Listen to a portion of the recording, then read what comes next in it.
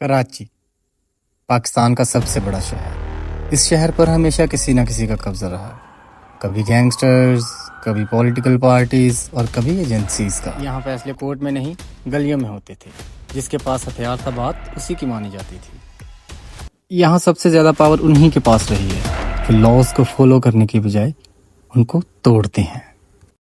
اور آج بھی کچھ نہیں بدلا. یہ شہر اسی طرح چل رہا ہے. مگر سوال یہ ہے، اس کو چلاتا کون ہے؟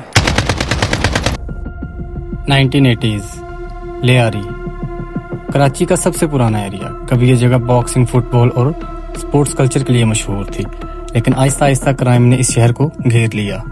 یہ وہ وقت تھا جب کراچی کا ہر ایریا کسی نہ کسی کے کنٹرول میں تھا. لیاری کا اپنا سسٹم تھا، اسی طرح ملیر، کورنگی، چورنگی، ہر ایک جگہ کا اپنا باس تھا. کراچی کا کرائم رینڈملی سٹارٹ نہیں ہوا تھا. اس کی بنیاد رکھنے والوں میں سے ایک کا نام تھا رحمان ڈکیت. نام تھا سردار عبد الرحمان بلوچ، لیاری کے رہنے والا، لیکن اس کا نام پورے کراچی میں چلتا تھا. کرائم اس کے خون میں تھا. اس کا باپ اور اس کا چاچو 1960 سے ڈرگ سمگلنگ کے دھندے میں انوالو تھے.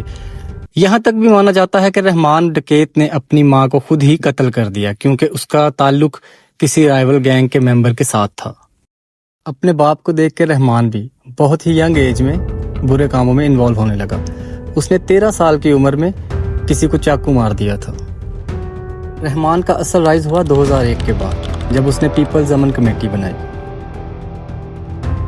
جہاں ڈرگز، ویپن، بتاخوری، ان سب کا کالا دھندا کیا جاتا تھا. لیاری کے کچھ لوگ اسے ہیرو بھی مانتے تھے کیونکہ اکثر وہ لوگوں کے کام کیا کرتا تھا، لیکن کچھ لوگوں کے لیے صرف وہ ایک گینگسٹر تھا. دوسری طرف ایک اور آدمی، فیضو ماما، جو کہ رحمان ڈکیت کا دور کا رشتہ دار تھا. فیضو ماما ایک بس سٹینڈ پہ کام کیا کرتا تھا ایز اے ٹائم کیپر. ہر آنے جانے والی بس کا وہ ٹائم نوٹ کیا کرتا تھا. پھر اسی بس اڈے کا وہ بنا مینیجر. اور کچھ سال اور کام کرنے کے بعد فیضو ماما نے اپنا بزنس سٹارٹ کیا، فیضو ماما ٹرانسپورٹ کے نام سے. فیضو ماما رحمان ڈکیت کو ہر مہینے بتا دیا کرتا تھا، اور یہ گینگز جس سے بتا لیتے تھے ہر مشکل ٹائم میں اس کے ساتھ کھڑے ہوتے تھے. وقت گزرتا گیا اور دھیرے دھیرے رحمان ڈکیت کی دہشت کم ہونا شروع ہو گئی. یہی سمجھ لے کہ یہ رحمان ڈکیت کا ڈاؤن فال سٹارٹ ہو گیا تھا. اور اسی دوران مختلف گینگز نے جنم لیا، جس میں سے ایک آدمی کا نام تھا ارشد پپو. ارشد پپو بھی لوگوں کے دلوں میں دہشت پیدا کرنا چاہتا تھا. جب اسے پتا چلا کہ رحمان ڈکیت مختلف لوگوں سے بھتہ لیتا ہے تو اس نے بھی یہ کرنے کا سوچا.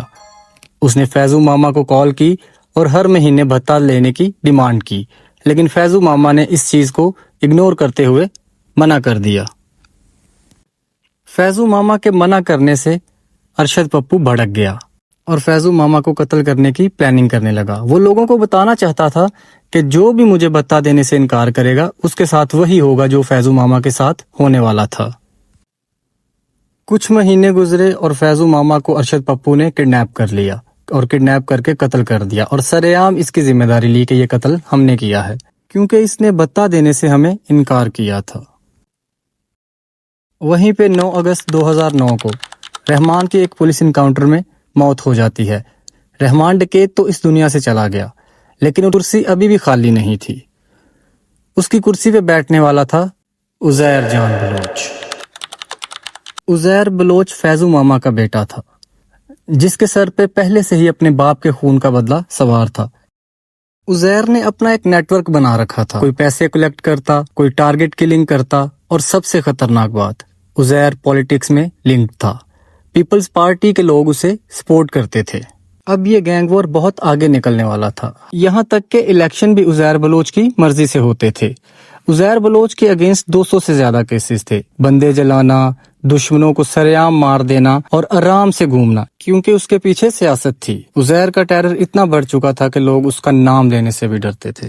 اب وہ وقت آ چکا تھا کہ عزیر بلوچ اپنے باپ کے قتل کا بدلہ لے. عزیر بلوچ نے کچھ پولیس والوں کے ساتھ مل کے یہ پلاننگ کی کہ وہ ارشد پپو کو پکڑیں گے اور عزیر کے حوالے کر دیں گے. عزیر بلوچ نے ارشد پپو کو بڑی بے رحمی سے مارا. عزیر بلوچ نے ارشد پپو کے سر کو قلم کر کے اس کے سر کے ساتھ فٹ بال کھیلا، اور ایسا دردناک قتل آج تک پورے کراچی میں पहले कभी नहीं हुआ था। क्राइम हद से ज्यादा कराची में बढ़ चुका था। गवर्नमेंट पे प्रेशर आने लगा। मीडिया, अवाम, हर कोई इसके खिलाफ आवाज उठा रहा था।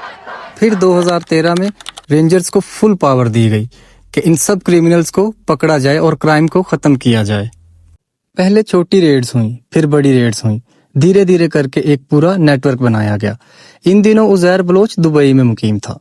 उजैर बलोच को इंटरपोल के जरिए दुबई से पकड़ा गया और पाकिस्तान में लाया गया। इस ऑपरेशन के बाद कराची का क्राइम रेट धीरे धीरे नीचे आ गया। कराची में टारगेट किलिंग्स, बत्ताखोरी, हर चीज कम होना शुरू हो गई। इस तरह से कराची का क्राइम खत्म किया गया।